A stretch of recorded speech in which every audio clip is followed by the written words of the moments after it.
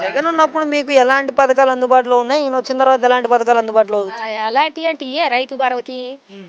చేశాడు. హ్మ్. కొంతమందికి మరి ఇళ్ల తలాలు కట్టించిండు ఆయన. హ్మ్. మరి ఎందుకు చేయలా? రోడ్లు బోడ్లు బాగానే చేసిండు. అన్ని మంచిగానే ఆ, చేసిండు. మరి ఈయనేం చేసిండు ఈ 6 నెలలు? అది ఇంకా ఏం కాలేదు. అది మేము అడిగేది చేస్తాడా చేయలేడా ఆ, అని అడుగుతున్నాం. ఆ. మరి అంతే. అదే మరి ఆయన ఏమి నిర్ణయించుకుంటుండో మరి ఏం చేస్తాడో తెలియదు. మరి ప్రతి ఇంకా ఎంతమంది ఆడవాళ్ళకి అందరికి మరి ఒక్కొక్క మనిషికి 1500 నెలకి ఇస్తానన్నాడు. మరి ఆడవాళ్ళు ఎంత దూరం పోయినా ఛార్జీ లేదన్నాడు. మరి రైతు భరోతి ఒకేసారి 20,000 వేస్తానన్నాడు.